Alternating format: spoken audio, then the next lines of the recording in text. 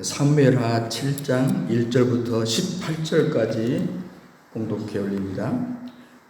여호와께서 주의 모든 원수를 무찌르사 왕으로 궁에 평안히 살게 하신 때에 왕이 선지자 나단에게 이르되 볼저다 나는 백향목 궁에 살거늘 하나님의 귀에는 휘장 가운데 이도다.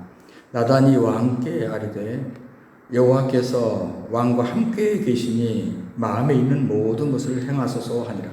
그 밤에 여호와의 말씀이 나단에게 임하여 이르되 가서 내 종 다윗에게 말하기를 여호와께서 이와 같이 말씀하시되 네가 나를 위하여 내가 살 집을 건축하겠느냐.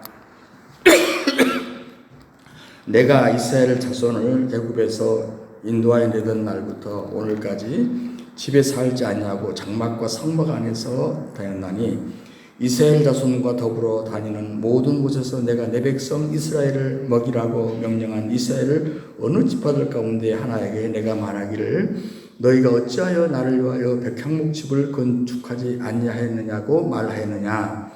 그러므로 이제 내 종 다윗에게 이와 같이 말하라. 만군의 여호와께서 이와 같이 말씀하시기를 내가 너를 목장 곧 양을 따르는 데서 데려다가 내 백성 이스라엘의 주권자로 삼고 네가 가는 모든 곳에서 내가 너와 함께 있어 네 모든 원수를 네 앞에서 멸하였은즉 땅에서 위대한 자들의 이름같이 네 이름을 위대하게 만들어 주리라. 내가 또 내 백성 이스라엘을 위하여 한 곳을 정하여 그를 심고 그를 거주하게 하고 다시 옮기지 못하게 하며 악한 종류로 전과 같이 그들을 해하지 못하게 하여 전에 내가 사사에게 명령하여 내 백성 이스라엘을 다스리던 때와 같지 아니하게 하고 너를 모든 원수에게서 벗어나 편히 쉬게 하리라. 여호와가 또 내게 이르노니 여호와가 너를 위하여 집을 짓고 내 수완이 차서 내 조상들과 함께 누울 때에 내가 내 몸에서 날 내 씨를 네 뒤에 세워 그의 나라를 견고하게 하리라. 그는 내 이름을 위하여 집을 건축할 것이요 나는 그의 나라 왕위를 영원히 견고하게 하리라.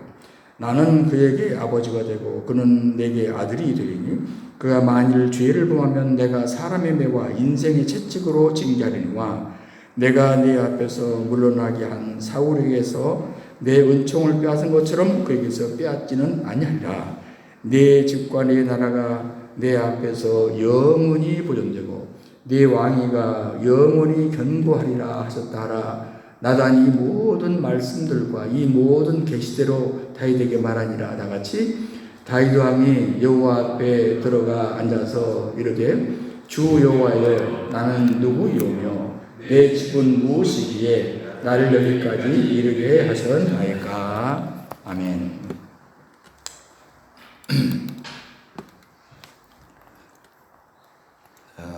옛날 황해도 제령이라는 곳이 있었는데 그 읍에 정찬유라고 하는 장로님이 계셨습니다. 이분은 참 근면하시고 성실하시고 또 특별히 지역사회에서 보증수표와 같은 그런 인정을 받으신 분인데 당시 일제시대입니다. 그 지역에 수리시설이 있었습니다. 요즘에 주변에 보면은 큰 저수지들이 아주 튼튼한 저수지들이 옛날 일제시대 때 지어진 저수지들이 정말 많습니다. 옛날에 수리사업이라는 것은 그걸 말하는데, 이제 군수가 총독에게 이 사업 감독으로 이분을 추대합니다. 근데 이 장로님이 총독을 만날 때 앉자마자 기도를 해요. 여러분도 앉으면 습관적으로 기도하잖아요. 총독이 화가 났어요. 그래서 군수를 불러가지고 다른 사람 소개하라고. 그러니까 군수가 소개할 만한 놈이 이분밖에 없다고 이렇게 또 다시 추천을 한 겁니다. 그러면서 이 장로님이 그러는 거예요. 총독 만나러 갈 때 부탁하노니 기도 같은 거 하지 말고 그냥 가만히 앉아 계시라고. 역시 그날도 총독을 만나러 갔는데 역시 또 습관 때문에 또 기도를 하는 거예요. 근데 하나님께서 어떻게 역사하셨는지 같은 총독이신데 자기가 믿는 종교에 저렇게 진실하신 사람은 아무래도 이 수리사업도 진실하게 뒤로 돈 안 빼먹고 잘할 것 같다고 이렇게 판단을 합니다. 그래서 이제 이 장로님이 수리 사업을 많이 맡게 되는데, 그러다 보니까 돈도 좀 많이 벌었어요. 어느 날 큰 땅을 구입해가지고 새로 자기 집을 짓습니다. 3층으로. 옛날에 3층 집은 쉽지 않은 집이에요. 일제시대시니까 3층으로 짓는데, 어느 날 재료를 다 준비하고 땅을 닦아놓는데 꿈을 꾸는 거예요. 근데 꿈에 동쪽을 봐라 해서 동쪽을 보니까 넓은 땅이 있는데 거기에 교회 첨탑이 높이 올라가는 거예요. 근데 가만히 보니까 자기 땅이에요. 자기 땅이 교회가 올라가는 거예요. 꿈입니다. 그때 꿈속에서 무릎을 꿇고 기도하길, 하나님, 지금 하나님의 교회가 참 초라한 그런 집인데 내 집을 이렇게 높이 짓다니, 그러면서 회개를 하더랍니다. 꿈에. 그 일어나서 자기가 내가 큰 잘못을 했다 그러면서 그 땅에다가 자기 집 짓는 것을 멈추고 교회당을 지었어요. 나중에 누가 그 교회에서 목회를 하냐면 유명한 한국교회 유명한 부흥사 김익두 목사님이 바로 그 교회당에서 목회를 하시게 되었어요. 여러분, 이스라엘 역사를 보면 사사시대가 있잖아요.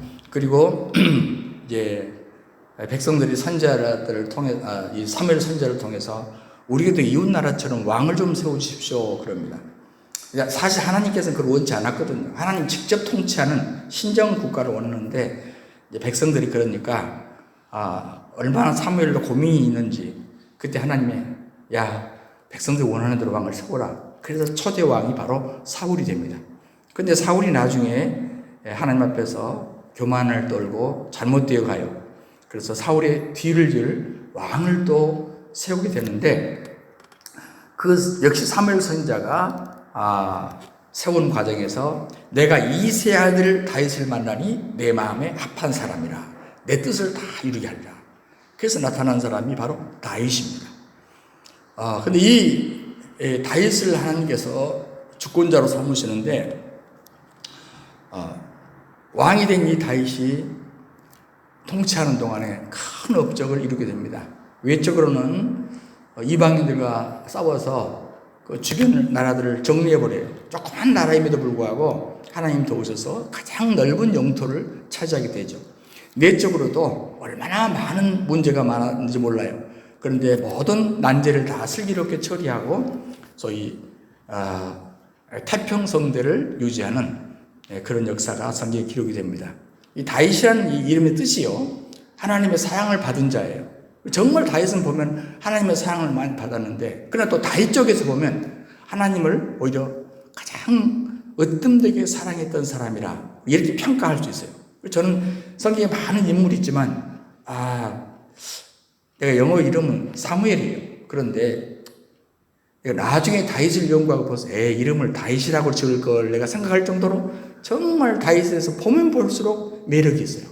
제가 다윗에 대한 설교를 덜 하게 될 거라 생각하는데, 다윗이라는 사람이 얼마나 하나님을 사랑하든지 하나님만 생각하면 막 춤이 나오는 거예요. 하나님만 생각하면 눈물이 나오는 거예요. 이게 다윗이에요. 여러분, 이스라엘의 첫 성전이 언제 세워집니까? 솔로몬 때 세우지 않습니까? 우리가 일명 솔로몬 성전 이렇게 말하는데, 다윗 시대에는 사실은 뭐예요? 성전이 존재하지 않았어요. 대신 뭐가 있습니까?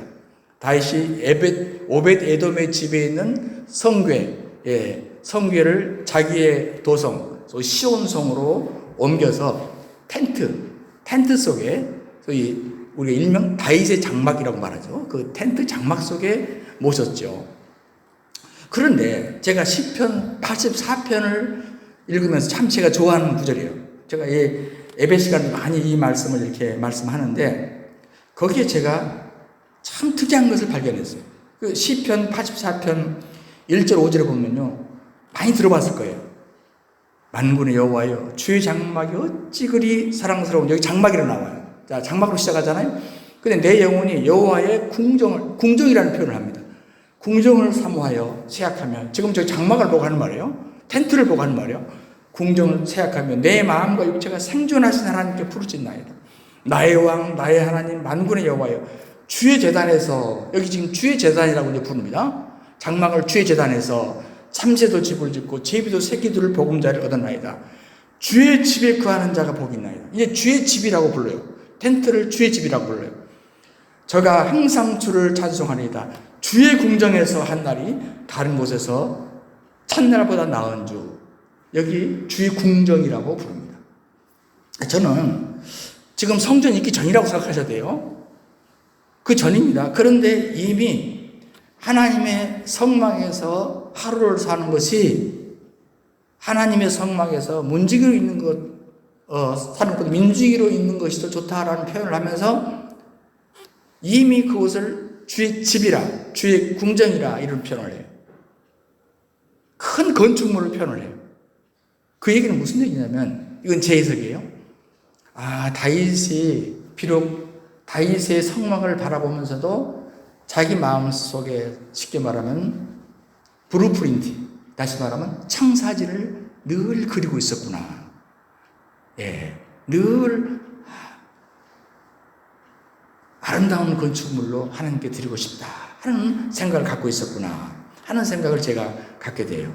그래서 주의 궁정, 주의 제단, 주의 집이라는 표현을 했지 않겠나 생각합니다. 여러분, 이렇게 다윗이 성전을 사랑하는 마음, 결국은 전국적으로 하나님께서 거하실 성전을 건축하길 원하는 소원이 드디어 오늘 본문에서 자기 입술로 나단 선지자 앞에서 드러나게 됩니다. 비록 다윗 왕은 결론적으로 성전을 지어요, 못 지어요? 못 지었습니다. 그렇지만 하나님께서 이 일을 굉장히 기뻐하셔서 축복을 약속하는 것을 보게 되거든요. 저는 오늘 이 본문을 두 번 나눠서 말씀을 하려고 해요. 준비하다 보니까 길어지더라고요. 첫 번째, 오늘 나눌 말씀은 세 가지 이 말씀의 숨은 뜻 전반부에서 제가 찾아보고요. 그리고 다음 주는 다윗이 이 길로 어떤 축복을 받았느냐 하는 것을 네 가지로 다음 주에 말씀을 나누려고 합니다. 자, 오늘 여러분과 나눌 것은 이 본문 속에서 우리가 꼭 짚고 넘어가야 할 세 가지 숨은 뜻입니다. 첫 번째는 은혜를 깨달았을 때는 반드시 보응을 궁리하라. 두 번째, 진리를 곡해했을 때는 수정을 각오하라. 세 번째, 제안을 거절을 당할 때 그때는 본질을 이해하면 된다. 이 얘기를 나누려고 합니다. 첫 번째, 우리가 은혜를 깨달았을 때는 보은, 은혜를 갚는다는 말이죠. 보은을 궁리해야 된다 하는 얘기입니다. 자, 오늘 이 본문 배경이 뭡니까? 다윗이 많은 시련 끝에 소위 통일 이스라엘의 임금이 됩니다. 원래는 남한국 이스라엘의 임금이었어요. 저 헤브론에서. 나중에 뭡니까? 나머지 모든 백성들이 다 다윗을 원해서 도읍지를 시온성, 즉 지금의 예루살렘으로 옮기고 전국을 통치하는 통치자가 되고 이스라엘 입장에서는 최고의 나라를 이루게 된 것이죠. 시골뜨기 소년입니다. 시골뜨기 소년, 양치기 소년. 그런데 그리고 나중에 사울의 추격을 피해서 10년 이상을 도망 다녀야 했던 이굴 저굴 땅굴 이쪽에 살았던 그가 어느 날 백향목 저택에 거하게 되는 겁니다. 이때 뿐만 아니라 외부적으로 전부 원수들을 다 평정해버리고 내부적으로 나라가 안정을 찾고 백성들은 그를 다 존경합니다. 그리고 그 소원했던 법궤도 자기 궁정 옆으로 옮겨왔어요. 어쩌면 할 거 다 한 거예요. 그런데도 다윗의 심정에는 아직도 불편한 게 한 가지 있어요. 그게 뭡니까? 하나님의 성전에 대한 문제. 그래서 나단 선지자에게 얘기를 하는 거예요. 2절이 바로 그 말씀이에요. 나는 지금 백한목 저택에 왕궁에 거하는데 하나님의 법궤는 아직도 저 천막 속에 머물고 있는데 죄송스러워서 견딜 수가 없습니다. 이게 2절의 말씀이에요. 다윗은 자기가 받은 축복을 생각할 때 맨 먼저 그 은혜를 갖고 싶어 했다 하는 얘기입니다. 먼저 떠오르는 것은 당시에 왕이 된 자기, 그러면서 어떤 생각을 합니까? 하나님께서 왜 나를 왕으로 세웠을까? 여러 가지 할 일이 있죠. 왕으로서. 상식적이지 않습니까? 왕이 할 일이 뭐 얼마나 많겠어요. 그런데 뭘까지 생각하냐면, 나를 왕으로 세우신 것은 하나님의 성전을 지으라고 하는 것이야. 내게 이런 왕의 지위가 있고 이런 통솔력이 있기 때문에 나 외에 이런 일을 할 수 없잖아. 그러니까 이것은 남이 할 일이 아니라 내가 해야 될 일이야. 이런 생각을 가진 겁니다. 아마 요 속에는 내가 하나님이 지금까지 내게 이렇게 베풀어 주신 은혜에 대해서 뭔가 갚아야 되겠다. 그것이 바로 성전이다. 이런 생각을 한 것 같아요. 여러분, 우리가 살면서 모든 일이 잘 되고 평안할 때, 그리고 여유도 생길 때, 여러분이 뭘 하고 싶어요? 보통은 본능적인 삶을 살죠. 여유가 생겼으니까 그 다녀봐도 여행도 좀 하고 싶다. 또 레저 스포츠도 좀 즐기고 싶다. 자기 즐거움을 위해서 이게 사람의 본능적인 생각이죠. 또 이보다 조금 차원 높은 사람들이 있어요. 더러운 매스컴 통해서 우리가 보게 되면 평생 모았던 재물을 뭔가 교육 발전을 위해서, 우리 후대를 위해서 기금을 헌납했다. 이런 일 나오잖아요. 정말 훌륭하신 분들이에요. 그런데 하나 더, 우리 크리스천들은 하나님 나라를 위해서, 하나님 영광을 위해서 뭔가 우리 생명을 주님께 드리는 그런 일이 있죠. 여러분, 우리 인생의 절정을 누리고 있을 때, 생의 전성기를 구가하고 있을 때 무슨 생각이 나던가요? 내가 이번에 좋은 아파트를 구했어. 여러분은 어떤 생각이 들던가요? 우리 자녀가 좋은 며느리를 얻었어. 좋은 사익감을 얻었어. 참 행복하다. 감사하다. 이때 여러분 어떤 생각이 들던가요? 여러분, 다윗은요,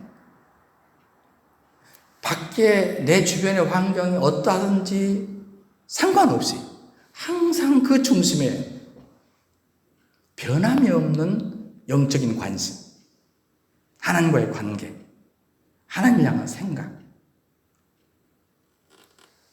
아름다운 궁전에 지금 살고 있지만 그것하고 하나님의 일하고 무슨 상관이에요? 그런데 그 순간에도 그는 하나님의 일을 생각하고 하나님에 관한 관심이 과거 어느 때보다 똑같이 퇴색되지 않는다는 거야. 흐려지지 않는다는 거야. 여러분, 저는 주변에 이렇게 인생을 살면서 그 가난할 때는 그렇게 예수를 잘 믿던 사람이 좀 괜찮아지니까요, 하나님 등지는 사람 봤어요. 비천에 처했을 때는 그렇게 하나님 앞에 나와서 몸부림치면서 기도하던 사람이 평안을 얻고 나니까 기도 같은 거 안 해요. 여러분, 지금 다윗은 출세했습니다. 명성을 얻었어요. 모든 사람 앞에 높임을 받고 있습니다. 그건 세상적인 거예요. 한마디로 하나님에 관한 영적인 관심은 또 다른 문제라 그 말이지. 그러므로 하나님께 관한 영적인 관심은 변하지 않았던 사람. 내 하나님의 장막을 초라한데 내 집은 너무 화려하구나. 그래서 자신이 보훈하고 싶다는, 은혜를 갖고 싶다는 제안을, 내가 하나님의 성전을 건축할 열망이 생겼다고 선지자 앞에 고백을 하고 있습니다. 다윗은 자기의 삶의 우선순위가 하나님께 있었습니다. 이건 다윗의 강점이라고 봐요.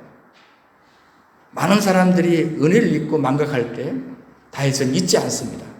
이게 시편 111편 12절에 아주 노골적이에요. 뭐라고 하냐면요, 한번 따라 할까요? 여호와께서 내게 주신 모든 은혜를 무엇으로 보답할꼬? 항상 이것이 다윗의 자세입니다. 말씀드린 대로 사람들이 잘 나갈 때는 하나님을 잊어버린다니까요.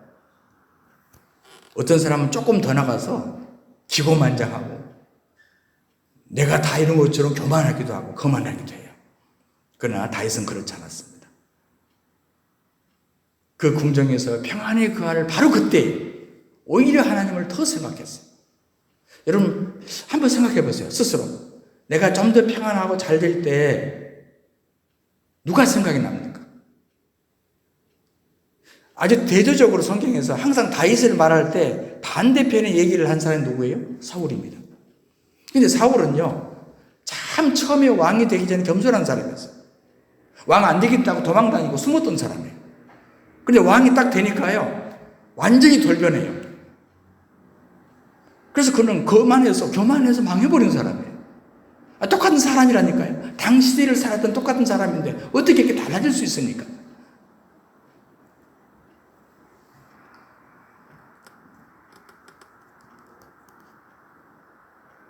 아주 거만하고 어떤 형편없는 태도를 가진 한 부자 노인이 한 랍비를 방문했어요. 그 랍비가 대화를 해보면 알잖아요. 노인이 상당히 거만스러운 태도를 갖고 있는 거예요. 그래서 뭔가 좀 교훈하고 싶었어요. 랍비가 노인의 손을 잡고 창가로 갑니다. 뭐가 보이시오? 창을 내다보니까 뭐가 보이시오? 예, 남자들 또 여자들 몇 명 그리고 아이들이 눈에 띕니다. 좋습니다. 랍비가 그 손을 잡고 방을 거쳐서 거울 앞으로 옵니다. 이제 뭐가 보이시오? 얘기해 보이시오. 내가 분명하게 확실하게 보이네요. 거울 앞에서 얘기를 합니다. 재밌죠? 창문도 유리로 만들어져 있고 거울도 유리로 만들어져 있어요. 그런데 왜 저 창문에서는 밖에 사람과 경치가 보이고 이 거울 앞에서는 당신만 보일까요? 예, 거기는 그 유리는 은으로 슬쩍 입혀놨어요. 유리에다 은으로 슬쩍 입혀놓으니까 거기 거울이 돼서 나를 보게 되더라고요. 여러분, 거만하면 다른 사람이 보이는 게 아니라 나밖에 안 보이는 거예요.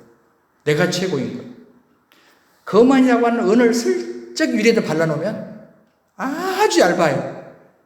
두께를 잴 수 없어요. 그래도 순간 같은 유리 속에서 달리 보이는가 하면 이게 정말 무서운 것입니다. 우리가 신앙생활 하면서 참 이상한 일이 많아요. 보통 사람들 보면 잘 되면 자기도 모르게 자기가 주인이 돼요. 조심해야 됩니다. 이건 신앙생활에 있어서 영적인 기준으로 볼 때는 빨간 신호등이에요. 저는 얼마 전 어떤 사람들이 대화하는 걸 옆에 들었어요. 그분이 목사님 얘기니까 제가 귀가 쏠깃하잖아요. 부목사님 때는 참 겸손한 분이었는데 어느 교회 담임 목사가 되다 보니까 완전히 달라지더라고요. 이런 얘기를 했어요. 꼭 나한테 얘기하는 것 같더라고요. 여러분 어때요? 이 교회 오니까 제가 굉장히 거만하게 보이나요? 성도 여러분, 우리가 어려울 때 절망하는 것도 좋은 것은 아니에요. 그렇지만 형통할 때 자만하는 것도 하나님 멀리하는 것도 위기인 것입니다. 그러므로 일이 잘 될 때 도리어 다윗과 같이 고백해야 됩니다. 하나님의 도우심으로 내가 이렇게 잘 살고 있습니다. 하나님의 은혜입니다. 미국의 어떤 목사님이 목회 현장 얘기를 실화를 간증했어요. 어느 날 자기 교회 옆으로 길이 나는 거예요. 고가도로가 된 겁니다. 그 길 나나보다 했어요. 나중에 완성돼서 차가 지나다니는데 이게 교회가 흔들흔들 큰 트럭이 지나갑니다. 그리고 차가 그 언덕으로 올라가면 소리 때문에 예배에 굉장히 장애가 되는 거예요. 그런데 어떤 성도님이 찾아와서 목사님 이번에 제가 좋은 집을 사서 이사하게 되었습니다. 그러면서 봉투를 하나 주는 거예요. 감사헌금이 있어요? 아니요. 그 이렇게 보니까 감사헌금이라고 써져 있는 게 아니라 죄송헌금 이렇게 써져 있어요. 죄송헌금. 자기는 좋은 집을 샀는데 교회 환경이 너무 열악하니까 하나님께 너무 죄송해서 헌금을 드립니다. 이 봉투를 열어보니까 자기가 집 산 금액의 4분의 1이 들어있더래요. 여러분, 내 돈 갖고 내 집을 사는데 죄송할 게 뭐가 있어요? 그런데 복받은 성도는 마음이 달라요.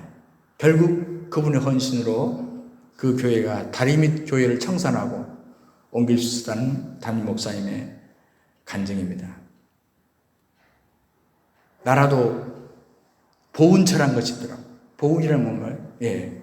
나라를 위해서 희생하고 헌신했던 사람, 그의 후손까지라도 나라가 보상하고 또 훈장도 주어서 은혜를 갚아야 된다. 그 말 아닙니까? 나라를 위해서 피를 흘렸던 사람들에 대해서 우리가 살아있는 우리가 은혜를 갚자. 그게 보훈처에 하는 일 아닙니까? 바로 우리가 은혜를 깨달았을 때 항상 우리가 하나님 앞에 보훈을 궁리해야 된다. 두 번째, 진리를 곡해 했을 때 수정을 각오해야 된다는 거예요. 여러분, 우리가 1, 2, 3절을 보니까 다윗이 하나님의 성전 짓기를 간절히 원하잖아요. 자기는 백향목 궁전에 거하는데 하나님 뭡니까? 성전 지어드리겠습니다. 나한 선자가 어떻게 하죠? 맞장구를 칩니다. 아이고 대왕님 그런 생각을 하셨습니까? 좋은 소식이네요. 옳소이다. 하십시오. 마음껏 하십시오. 그리고 선자가 집에 돌아가서 기도를 하는데 말씀을 묵상하는데 하나님이 저에게 말씀하십니다. 이게 4절 이후에요. 여호와의 말씀 나단에게 임하여 가라사대 가서 내 종 다윗에게 말하기를 여호와의 말씀이 네가 나를 위하여 나의 구할 집을 건축하겠느냐? 자, 쭉 이어서 하는 말이 뭐예요? 나단은 다윗에게 상식선상에서 당연히 지어주셔야죠. 대왕님이 아니고 누가 그 일을 하겠습니까? 그런데 하나님의 음성이 들리기를 아니라는 거예요. 하지 말라는 거예요. 여러분 이때 얼마나 난감합니까? 지금 나단 입장에서 얼마나 난감할까요? 자, 이 입장을 한번 생각해 보십시오. 그래서 나단이 어떻게 합니까? 17절 저 뒤에 가니까 쭉 얘기하다가 17절에 가보니까 나단이 이 모든 하나님으로부터 들은 모든 음성을 가지고 와서 이 모든 말씀과 이 모든 묵시대로 다윗에게 고하니라. 여기서 매우 중요한 교훈을 찾아야 됩니다. 내가 어제 말한 거 잘못했다는 거예요. 당신에게 잘못 전했다는 거예요. 저는 나단이 측면에서 이걸 상당히 중요하다고 생각해요. 나단 선자가 처신하는 것은 우리 주의 종들이 배워야 할 중요한 교훈이에요. 나단은 상식적으로 말하는 부분을 하나님의 말씀으로 수정하는 겁니다. 우리가 상식적으로 살아야 돼요. 그런데 어쩔 때는 하나님의 뜻은 상식 이상일 수가 있거든요. 그때는 뭐예요? 말씀을 따라야 돼요. 예를 들어서 이제 제가 목사로서 이런 일이 쉽지 않아요. 목사가 열심히 준비하고 설교를 했는데 나중에 오류인 것을 알았어. 잘못 성경을 해석한 거야. 그래서 내가 내 설교 틀렸습니다. 다음 주에 사과하라고 고치겠으면 죄송합니다라고 말하는 건 쉬운 건 아니에요. 그러나 틀린 건 틀렸다고 말해야 돼. 더러 제가 이제 오랜만에 제가 설교를 하니까 제가 녹음을 해봐요. 하도 설교를 안 해가지고 내가 이제 감이 잘 안 잡혀. 그래서 제가 들어보니까 이게 실수가 한두 가지가 아니야. 예.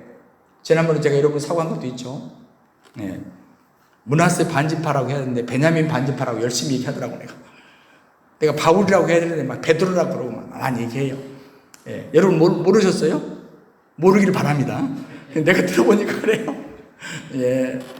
그래서 제 아내가 그러더라고요. 여보, 제발 이제 설교 그만해. 그러더라고요. 그만해요. 예. 자, 어떤 개척교회 목사님이 레이기 강의를 하는 거예요. 근데 레이기에 소화시킨다는 말이 있어요. 이 목사님이 어떤 음식을 먹고 소화시킨다는 말인가 보다. 소위 다이제스트, 영어로 다이제스트 하는 말인가 보다. 그래서 설교를 열심히 3대주 설교했어요. 첫 번째, 말씀을 먹을 때 씹어서 먹으십시오. 두 번째, 어렸을 때는 젖 먹지만은 장성하면 단단한 음식을 먹으라고 했으니 단단한 음식 설교도 소화해야 됩니다. 세 번째, 사람 먹는 만큼 성장하기 때문에 말씀을 많이 먹으십시오. 교인들이 아멘, 아멘 했어요.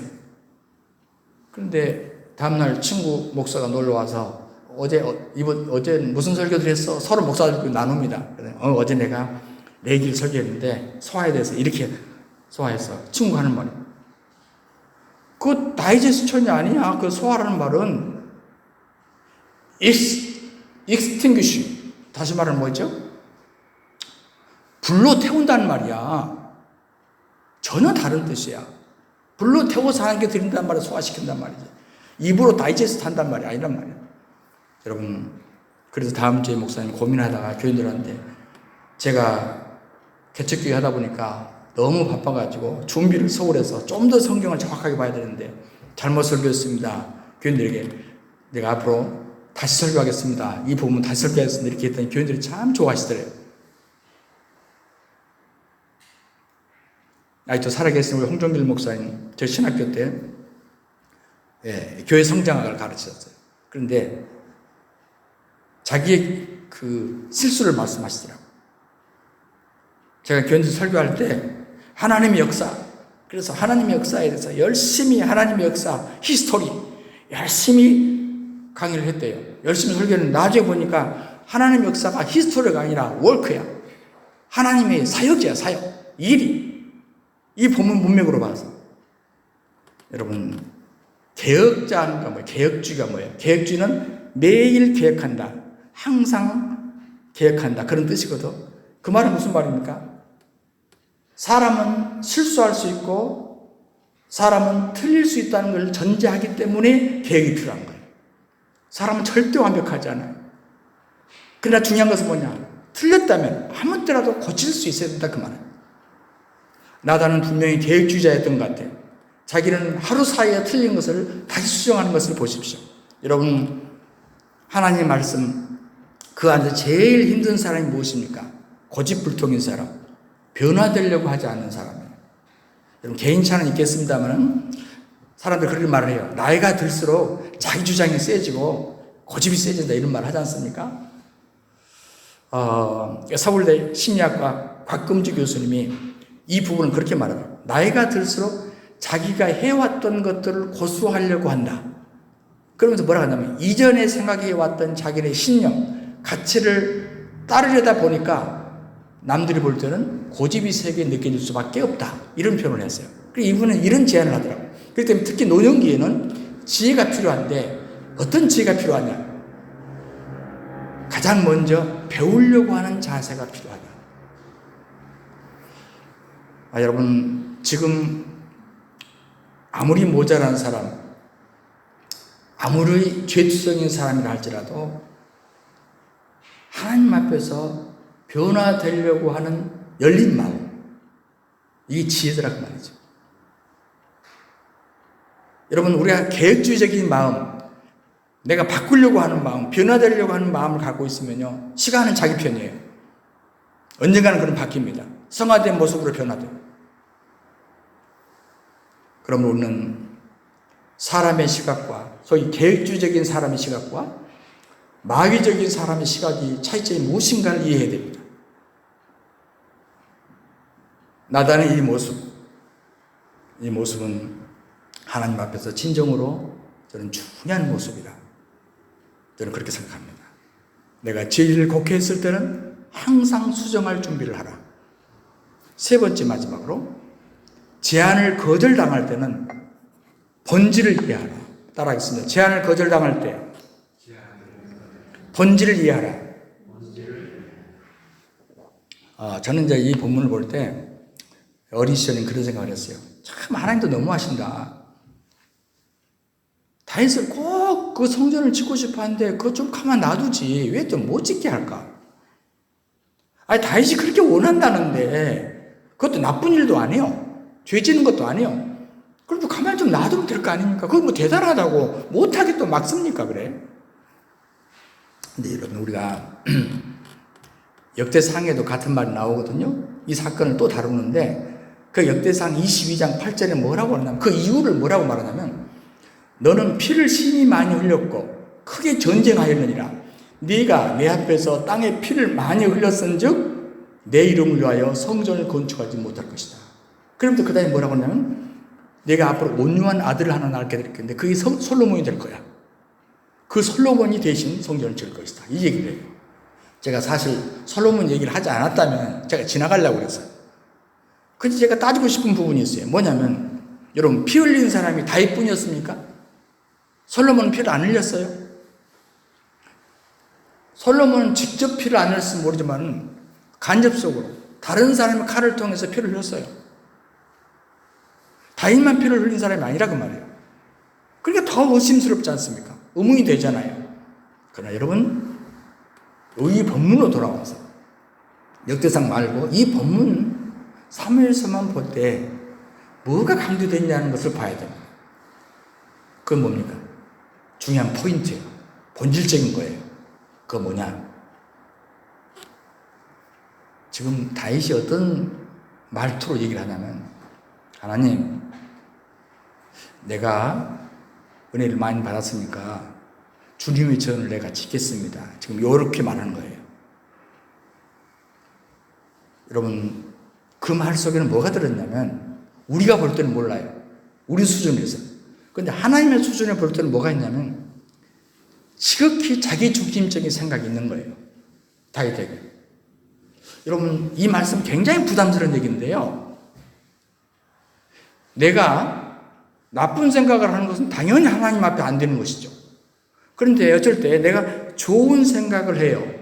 그런데 내가 좋은 생각을 했다고 해서 하나님도 좋은 생각으로 생각하느냐? 그게 아니라는 거예요. 어떤 건 내가 좋은 생각일지라도 하나님 앞에서는 좋게 받아들이지 않을 것도 있어요. 우리 여기까지 나가야 된다 하는 얘기죠. 지금 다윗의 신앙의 문제가 이거예요. 내가 하나님께 하겠습니다. 왜? 내가 왕이 안 됐을 때는 이 말 못해. 내가 왕이 되고 최종 이 나라의 결정권자가 되었어. 그러므로 나는 다른 사람 못해도 나는 할 수 있어. 그러므로 내가 이 일을 해야 된다고. 의무감도 있지만은, 그러나 하나님께서 볼 때는 그것보다 더 심각한 것은 뭐냐면, 자기중심적인 이 말투 속에 교만 같지 않지만 교만이 스며 있어요. 지금 하나님께서 이것을 시정해 주고 싶으신 겁니다. 그래서 그 다음에 뒷구절을 쭉 보면 이걸 알 수 있어요. 하나님께서 계속 이제 뭐라고 말하냐면, 앞에서는 내가 지어야 된다고 말하는데, 그 다음에 하나님께서 말을 할 때는요, 계속 하나님이 하신 말씀, 나 여호와가 계속 말합니다. 무슨 얘기입니까? 웃기지 마. 내가 이스라엘 백성들을 건졌고, 내가 이스라엘 백성을 먹였고, 내가 너로 이스라엘 왕을 삼았고, 내가 지금까지 인도해 왔단 말이야. 이게 바로 하나님이 하고 싶은 얘기예요. 다윗의 생각을 뒤집어 버리는 거예요. 내가 했지, 네가 했니? 시작. 이게 지금 하나님의 마음이에요. 야, 내가 너를 통해서 내가 했지, 네가 스스로 한 게 아니야. 네가 대단한 게 아니라니까. 지금 이 얘기가 뒷부분에 쭉 나와요. 나단을 설득하는 거예요, 선자. 논리적으로 설득하는 거예요. 그렇지 않냐, 선자야. 이 말 가서 전해라. 예. 네가 뭘 나한테 해준다고? 아니야. 지금까지 한 건 전부 내가 한 거야. 여러분, 어떤 하나님 일을 많이 한 분이 젊었을 때 그런 기도를 했다고 간증한 걸 여러분도 한번 더 들으셨을 거예요. 병이 나서 죽느냐 사느냐 그런 거예요. 그때 기도했대요. 하나님, 나 죽으면 하나님만 손해예요? 그랬더니 하나님이 살려줬대요. 어떤 분이 돈이 꽤 많은데요. 죽으려고 하는 거예요. 하나님, 나 죽으면 우리 교회 누가 헌금해요? 그랬더니 하나님께 살려주셨대요. 할렐루야. 하나님, 내가 일찍 다니면서 전도하고 복음 전해야지. 나 죽으면 누가 복음을 전해요? 그랬더니 하나님께 살려주셨대요. 맞습니까? 이 사람은 지금 본질을 놓친 거예요. 어떤 본질을 놓친 겁니까? 예, 아주 위험한 사고를 갖고 있어요. 여러분, 그가 대단해서가 아니에요. 내가 대단해서가 아니에요. 하나님이 그를 불쌍히 여기셔서 살려주셨고, 하나님께서 그를 불쌍히 여기셔서 그를 사용해 주신 거예요.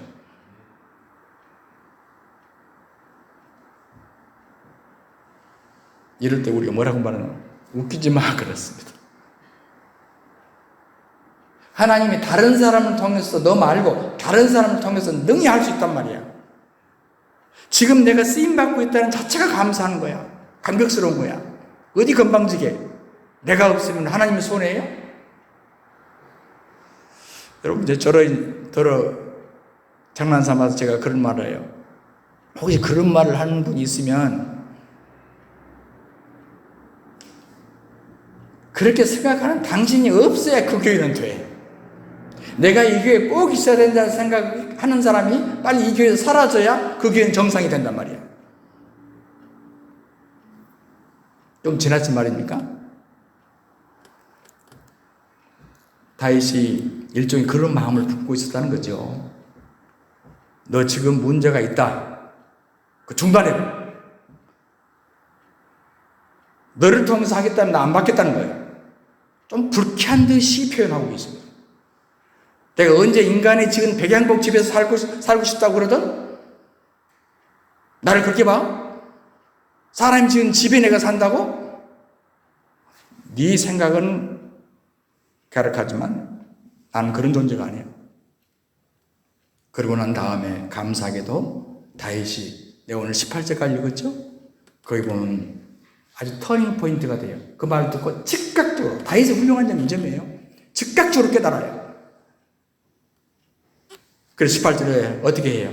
다윗 왕이 여호와 앞에 들어가 앉아서 Set before the Lord, 주님 앞에 가서 앉아서 주님의 전에 앉았어요.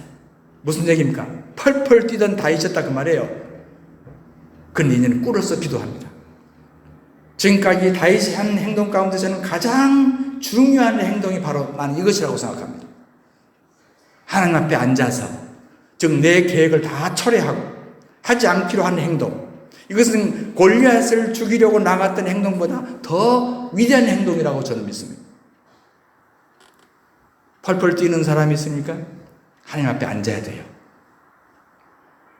내 뜻을 가지고 하나님 일을 하겠다고 하는 사람이 있습니까? 앉아야 돼요. 우리식으로 얘기하면 하나님 앞에 무릎을 꿇는 모습이 있어야 한다 그 말이에요. 어떤 사람 노래를 좀 잘 불러요. 나는 복음 가수가 될 거야. 노래 잘 불러요. 훌륭하죠. 그 들어보니까 어때요? 노래는 잘 부르지만 하나님의 성령의 기름 부심이 없어. 그 노래가 메말랐어. 그런 사람이 복음 가수가 되면 안 돼. 먼저 꿇어서 하나님의 기름 부심 먼저 받아야 돼. 은혜 좀 받았다 싶으면 나는 선교사가 되겠대요. 아이고, 지금 섬기는 교회나 좀 잘해. 여기서 깨진 쪽박이 다른 데 가서 안 새겠니? 신학 공부를 좀 했다 싶으면 나는 큰 목회를 하겠대요. 큰 목회가 뭔데? 예, 교인들을 막 1000명씩 모아놓고 내가 목회를 하겠대요.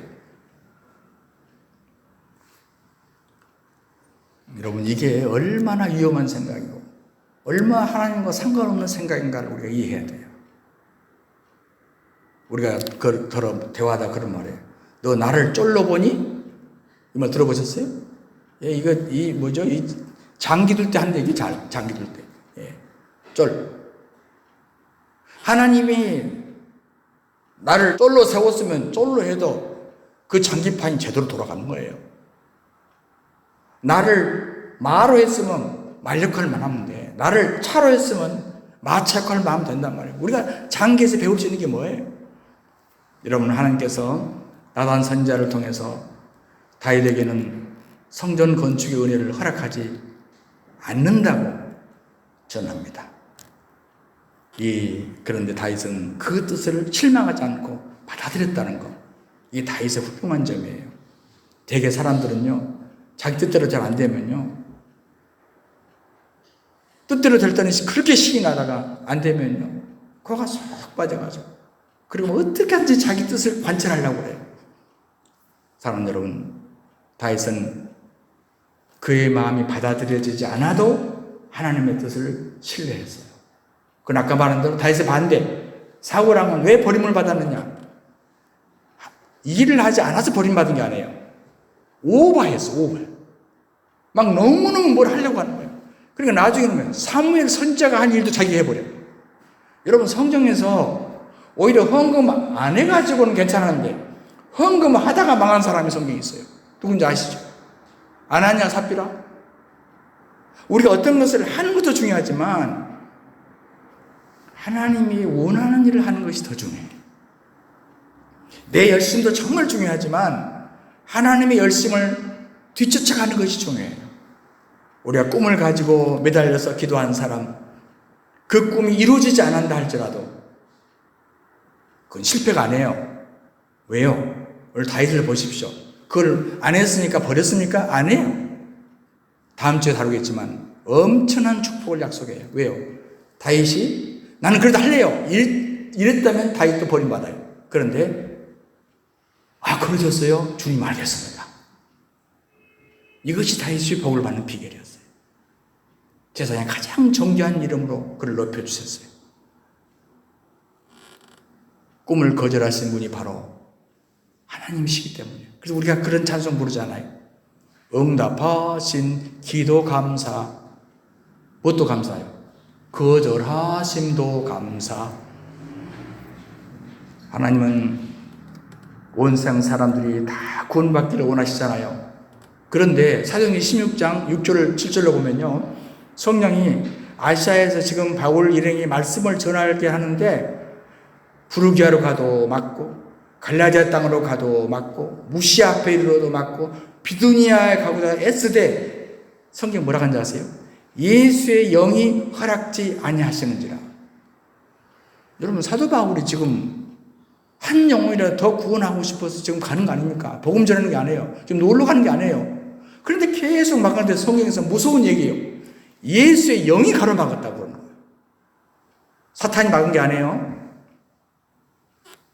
사랑하는 여러분, 바로 귀신의 장난도 아니고 불신자들의 회방도 아니고 예수의 영이 복음을 전하는 걸 막았다. 그리고는 저 마케도니아에서 손짓을 해서 바다를 건너서 지금의 유럽으로 가는 거예요. 지금의 선교학자들이 분석을 해본 결과 그가 아시아로 중국 땅으로 먼저 갔더라면 이 복음은 그렇게 성행하지 못했을 것이다.